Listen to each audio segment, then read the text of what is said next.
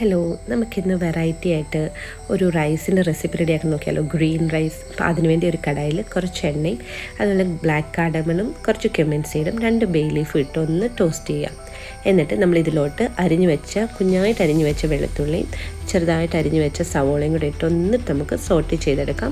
Make sure നമ്മൾ ഒത്തിരി അത് ബ്രൗൺ ആക്കണ്ട, ജസ്റ്റ് ഒന്ന് ട്രാൻസ്ലൂസൻ ആയാൽ മതി. എന്നിട്ട് ആ സമയത്ത് നമുക്ക് കുറച്ച് കസ്തൂരി മേത്തിയും കൂടെ ഇതിനകത്ത് ഇട്ട് കൊടുക്കാം, ഒരു നല്ലൊരു ഫ്ലേവർ എൻഹാൻസ് ചെയ്യാൻ വേണ്ടി. എന്നിട്ട് നമുക്ക് 1 ഗ്ലാസ് അരിയാണ് 2 ഗ്ലാസ് വെള്ളം എന്നുള്ള രീതിയിൽ വെള്ളം ഒഴിച്ച് നമുക്ക് ഇച്ചിരി ഉപ്പ് ഇട്ട് ഈ വെള്ളം ഒന്ന് നമുക്ക് തിളച്ച് വരുന്നിടം വരെ ഒന്ന് കുക്ക് ചെയ്യാം.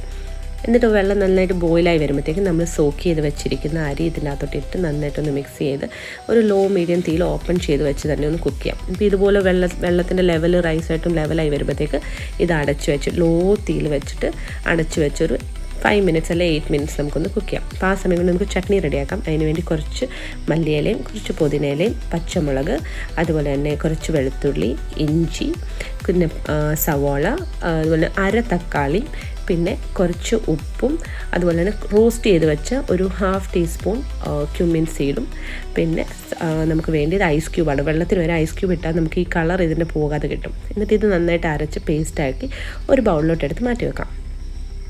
എന്നിട്ട് ഇനി നമുക്ക് നമ്മുടെ റൈസ് കുക്കായെന്ന് നോക്കാം. നമ്മുടെ റൈസൊക്കെ സെറ്റായിട്ടുണ്ട്, നല്ല ഫ്ലഫി ആയിട്ട് വന്നിട്ടുണ്ട്. അപ്പോൾ ഈ റൈസ് നമുക്ക് എടുത്ത് വേറൊരു പ്ലേറ്റിലോട്ട് നമുക്ക് ഷിഫ്റ്റ് ചെയ്ത് മാറ്റി വെക്കാം ഒരു സൈഡിലോട്ട്.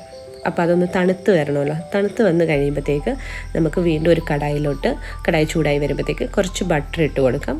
ബട്ടർ ഒന്ന് മെൽറ്റായി വരുമ്പോഴത്തേക്ക് കുറച്ച് കായപ്പൊടി ഇട്ട് കൊടുക്കാം. ആ ഒരു ഫ്ലേവർ നന്നായിട്ട് കിട്ടാൻ വേണ്ടിയാണ്. കായപ്പൊടി ഇട്ടുകൊണ്ട് തന്നെ നമുക്ക് കുറച്ച് എടുത്ത് വെച്ചിങ്ങനെ ചട്നി ഇട്ട് കൊടുക്കാം, ഗ്രീൻ ചട്നി. എന്നിട്ട് അത് നന്നായിട്ടൊന്ന് സോട്ടേ ചെയ്യുക. അത് കഴിയുമ്പോൾ നമ്മൾ കുക്ക് ചെയ്ത് വെച്ച റൈസ് അതിൻ്റെ മേളിലോട്ടിട്ട് ഒരു 2 മിനിറ്റ്സ് ഒന്ന് അങ്ങനെ തന്നെ ഒരു ലോ മീഡിയം തീയിൽ വെച്ചിട്ട് അത് കഴിഞ്ഞിട്ട് ഇത് നന്നായിട്ട് നമുക്കൊന്ന് മിക്സ് ചെയ്ത് നന്നായിട്ടൊന്ന് ടോസ്റ്റ് ചെയ്തെടുക്കാം. ഇത്രയേ ഉള്ളൂ. നല്ല സിമ്പിളായിട്ടുള്ള റെസിപ്പി അല്ലേ ഇത്. നമുക്ക് ചില്ലി ചിക്കനോ അല്ലെങ്കിൽ ബട്ടർ ചിക്കനോ ഏതിൻ്റെ കൂട്ടത്തിൽ വേണമെങ്കിലും കഴിക്കാം.